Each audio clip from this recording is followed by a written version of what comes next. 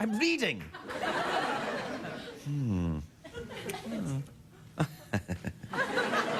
Yes, reading. I still do it, even although I'm no longer officially European.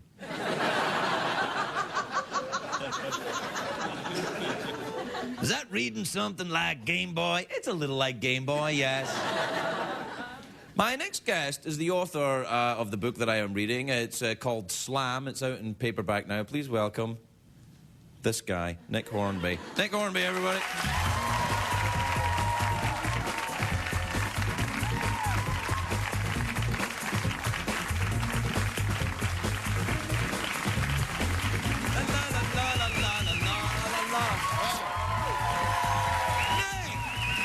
Been a while. 3 years. 3 years? You must have just started. I did. I just started. You were one of my first guests, I believe. You had written a book then, too? Yeah, I think that the people who were on in your first few weeks got invited back as a courtesy. Always, yes. Because you were so bad. I was terrible, yes. Very, very bad. I owe those guys. So different.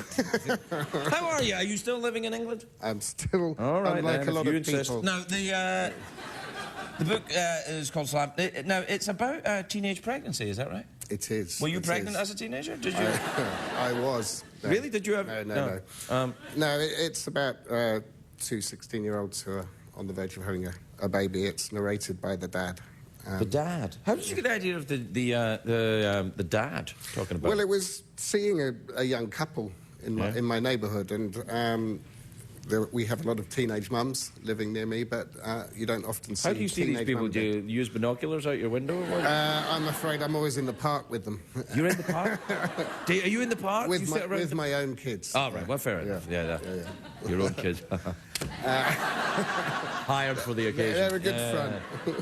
And there was a 16-year-old boy pushing a buggy, and I thought, I don't know so much about the dads. You read quite a lot about the mums, and it interested me. Did you find out a lot about young fathers? My father was very young, I think, when my older sister was born. When you say "I think," you ever asked? I don't know. No interest in how old he was. No, I think people used to have their kids very young, didn't they? I mean, what age were you when you had your kids?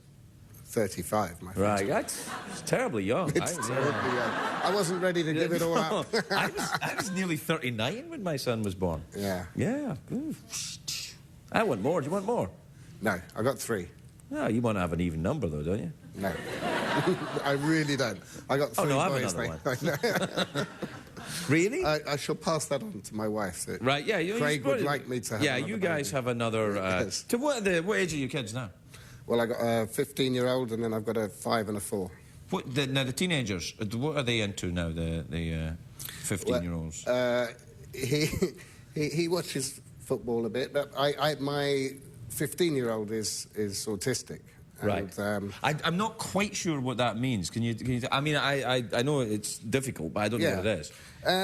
Well, autism is a severe communication difficulty. So right. He doesn't speak. He makes himself understood through various ways. They're cunning little devils, autistic kids, because he chooses, it seems to us, not to speak, but he's found a way of communicating the need for crisps, biscuits, television. Pretty much a normal teenager to me, by the sound of it. Yeah, it's teenagerdom reduced to the bare bones. Yeah. Pretty Well, much. if you're writing a book about teenagers, how do you research this then legally?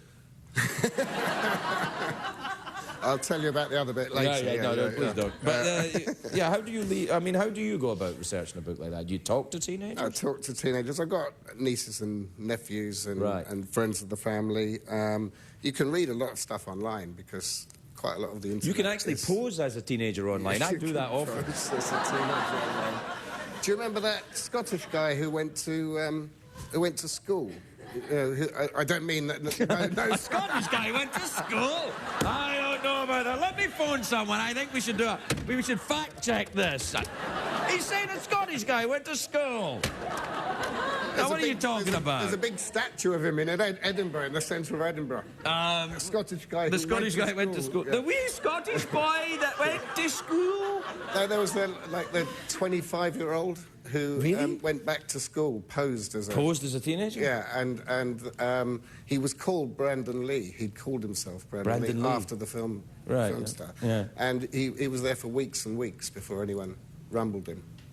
I don't think the teachers could be paying attention. I was thinking of that. Yeah. Anyway. I was thinking, could I pass as a teenager? Yeah. I got the shaved head. I have no wish to be unkind. No, well, don't. I'm not going to. I'm not going to. I think you could pass. Remember, I came when you just started. Yeah, don't that's true. Yeah. If I had a nickel for every time I heard that.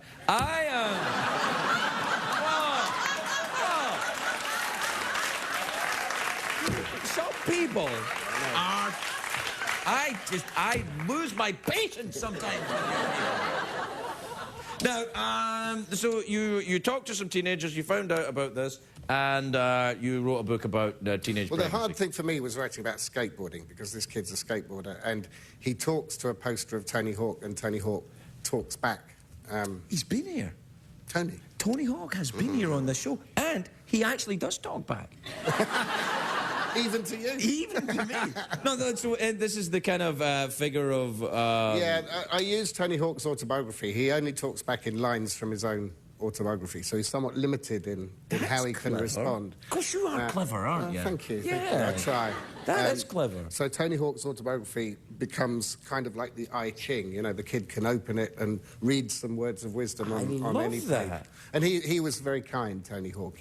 I asked his half the book for me. Yeah. That's really smart. You whittle down the words, because last time I was here, you were a Scottish chat show host, and now you're an American author. That's right, yes, I am. You're like John Updike. I'm not like an author like you. I'm a guy who wrote a book. You're an author. But anyway, getting someone else to write it, you'll appreciate. You whittle down the words. That's a good idea. Did you attempt skateboarding yourself at any point? I was given a skateboard on my 50th birthday by my agent when I just finished that book, and within, I'd say, a minute and a half, I'd done myself some fearsome damage. Never touched it really again. Hard. Really hard. I don't know how kids can do it. Hard. It's like a plank of wood with a wobbly thing underneath. Yeah. They look reasonably secure, but they're not. But they're not terrible. At all. Yeah. Curse you, young people. And I don't think they're for British people. They're not for British people. We like good, firm things to stand on. Comfortable shoes and a nice piece of ground. Well, thank you. And we have enough trouble with that. Yeah. Around any town centre on a Saturday night. It's true. Good time. You don't want to put the wheels underneath, do you? We got to go. Nick Hornby, everybody. We'll be right back.